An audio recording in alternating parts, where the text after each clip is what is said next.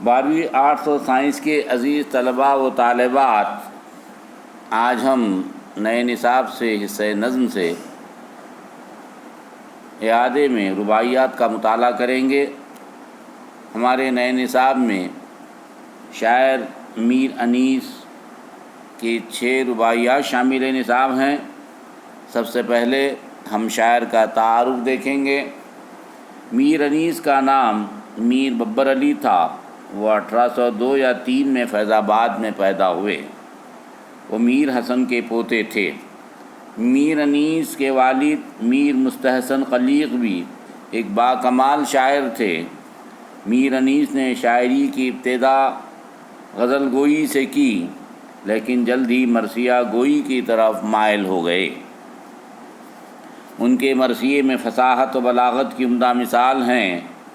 میر انیس کو منظر نگاری، کردار نگاری و رزم نگاری میں کمال حاصل تھا۔ وہ واقعات اس طرح بیان کرتے ہیں کہ پوری تصویر آنکھوں کے سامنے آ جاتی ہے۔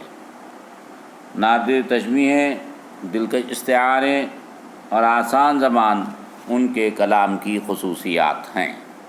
میر انیس کا انتقال 1874 عیسوی میں لکھنؤ میں ہوا۔ عزیز طلبہ، یہ تو میر انیس شاعر کا تعارف تھا جو ان 6 رباعیات کے خالق ہیں۔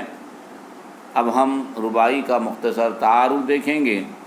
رباعی بحر حضج میں ایک خاص وزن میں لکھی جانے والی 4 مصروں پر مشتمل مختصر نظم ہیں۔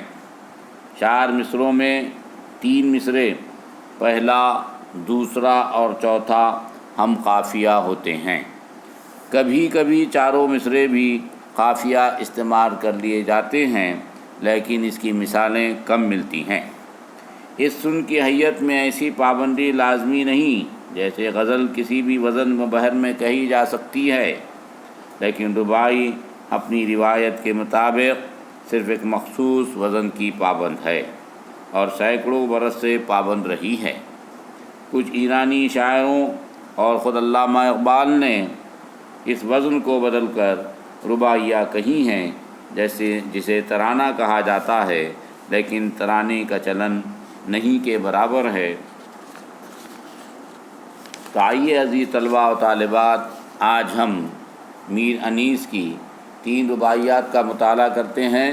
6 میں سے 3 رباعیات آج پڑھیں گے اور 3 کا مطالعہ کل کریں گے۔ دیکھیے، پہلی رباعی ہے، اس کے اشعار کچھ اس طرح ہیں۔ کیا سوچ کے دار فانا میں آئیں، آفت نفسے دام بلا میں آئیں۔ کیا سوچ کے دار فنا میں آئے، آفت نفسے دام بلا میں آئے۔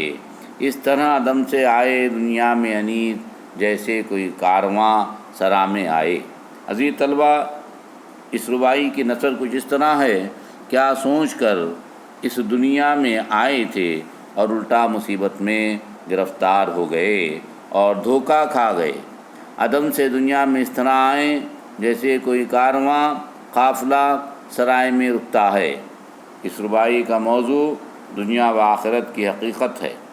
عزیز طلبہ، ان اشعار کی تشریح کچھ اس طرح ہیں۔ انسان دنیا میں عیش و راحت کی زندگی اس طرح بسر کرتا ہے جیسے اسے یہاں ہمیشہ رہنا ہے، لیکن ایک مدت کے گزرنے پر اسے اس بات کا پتہ چلتا ہے کہ یہ دنیا مصیبت و آلام سے بھری ہوئی ہے۔ خود کے گلے میں مصیبت کا پھندا پڑا تو دھوکہ کھانے کا احساس ہوا۔ دھوکہ یہ کہ دنیا کو ہمیشہ رہنے کی جگہ سمجھ بیٹھا تھا۔ دنیا میں آنکھ کھولنے سے لے کر یہاں سے رخصتی کے وقت کی مدت پر غور کیا گیا تو معلوم ہوا کہ یہ بہت ہی قلیل ہے، تھوڑی ہے۔ اس مدت کو شاعر نے مسافر کی سرائے میں ٹھہرنے کی مدت کے جیسا بتایا ہے۔ سرائے جہاں مسافر رکتے ہیں اسے سرائے کہتے ہیں۔ جہاں مسافر ہمیشہ کے لیے نہیں رہتا، اس میں صنعت تشبیہ استعمال کی گئی ہیں۔ تو عزیز طلبہ، یہ پہلی رباعی تھی۔ کیا سوچ کے دار فنا میں آئیں، آفت نفسے دام بلا میں آئیں۔ اب ہم انیس کی دوسری رباعی کا مطالعہ کریں گے۔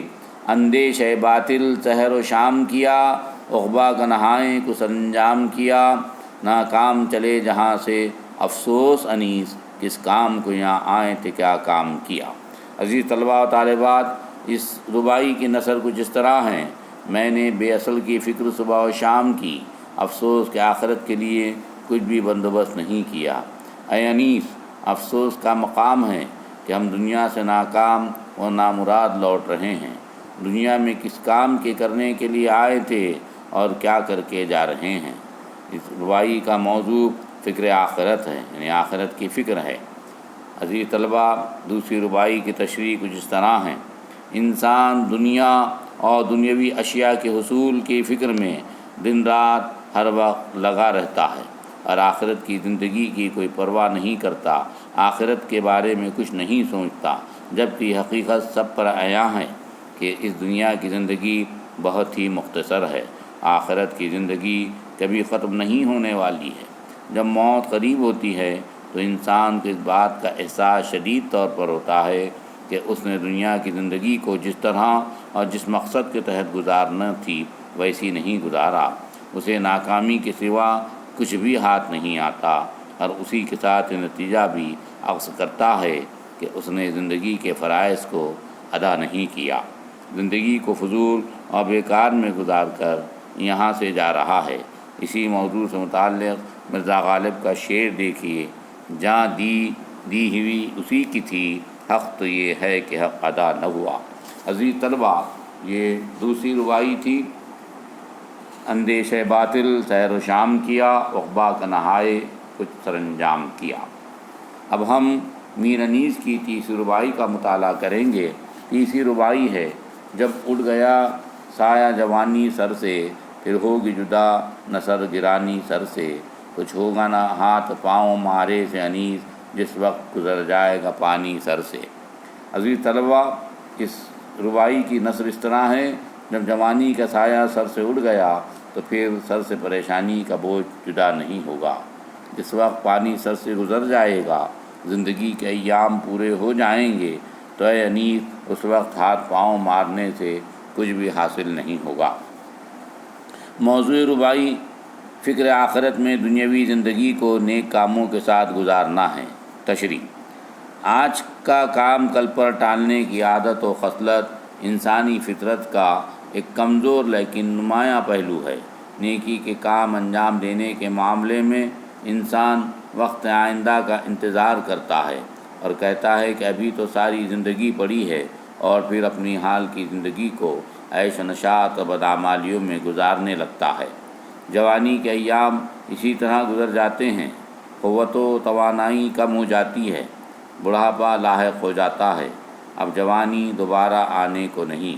اسی فکر و پریشانی میں دن گزرتے ہیں اور پھر زندگی کی انتہا یعنی موت کی آمد قریب ہوتی ہے۔